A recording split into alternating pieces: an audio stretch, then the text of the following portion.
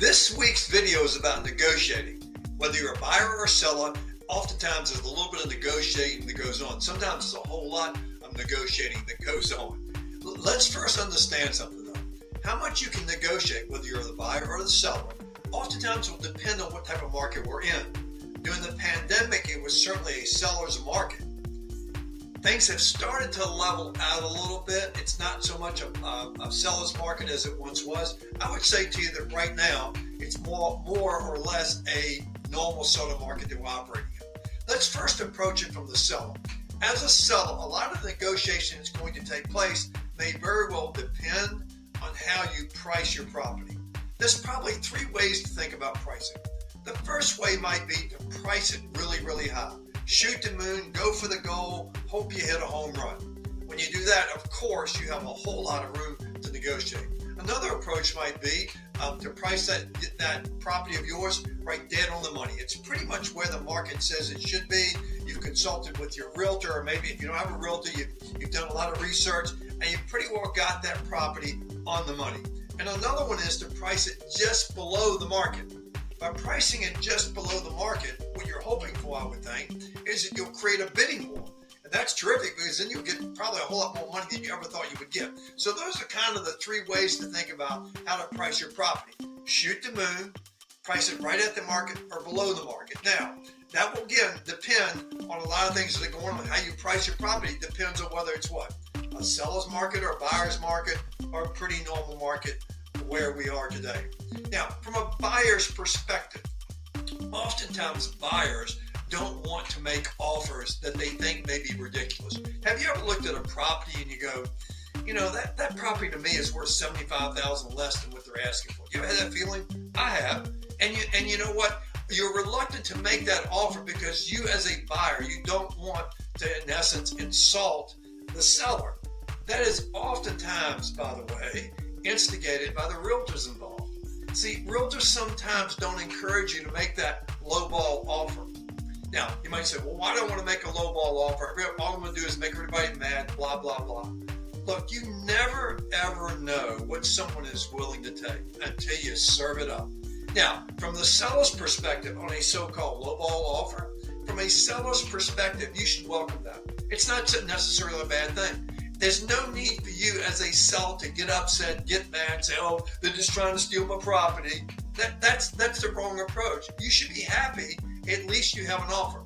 Now, today it's not unusual for people to serve up verbal offers. If you're the seller and someone serves up a verbal offer, you would be wise to say, I'll tell you what, put it on paper and I'll think about it. It's really, really interesting what happens when someone signs their name on a piece of paper. Look, I've negotiated thousands of transactions in my lifetime, not all in the real estate business, but thousands of transactions.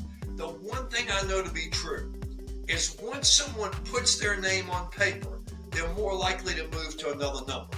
So let's pretend that I'm the seller, a buyer serves up a goofy offer. I would be far better off to come back with something instead of saying, oh, the heck with them. I might give them a counter offer to that. They're crazy. No, give them a counter offer. Even if it's not a lower counter offer, it may be $5,000, $10,000, $15,000 lower than what you had your house priced at. Go ahead and serve it up to them. Because our goal should be to want to meet in the middle. I've seen this happen a gazillion times in my career where the offer is really odd. I'll give you an example. So a number of years ago, I bought a property for myself. This goes back probably 7 or 8 years ago. The property was priced at $500,000. I came in at $425,000. That's a pretty big gap. That's what, $75,000. It was priced at $500,000. I came in at $425,000. That's a $75,000 gap, right? The owner came back, and I can't remember the exact numbers, but it was around $485,000 or so on their first pass after my initial offer. And I came up a little bit, but the bottom line is we ended up selling at $467,000. That's we ended up at $467,000. The number's always stuck in my head for some weird reason. We ended up at $467,000. Now, if I hadn't served it up, we could have never gotten there. So if I'd have said, well, I think it's worth $425,000. I might pay a little bit more, but I'm not going to do it because honestly, the realtor didn't want me. I wasn't a realtor back then. The realtor didn't want me to serve that up. I know they didn't because they did everything they could to discourage me. Now, had the seller not been willing to work with me and bring a counter offer, we'd have never got there. Look, you just never know what someone is willing to take. Here's a little tip for the sellers. Sellers, if you want your buyer to feel really good about this transaction, always make sure you get the last bump. Let me explain that. So if it was priced at $500 and I had offered $475, and let's say the seller was willing to take that, it was a good number for them, right? And they'd have said yes, I'd have felt awful. If they'd have come back and said, no, we need another $2,000, I'd have felt a lot better. I'd have felt a lot better about it had they done that. Because if I offered them $475 and they took it like that, I'd have gone, oh my gosh, I probably paid too much. I should have offered less. Hey, my name's Tommy Gibbs. If you're a buyer or a seller, I'm going to work hard for whatever side of the coin you're on. If you're a seller, I'm going to try to get you all the money I can get you.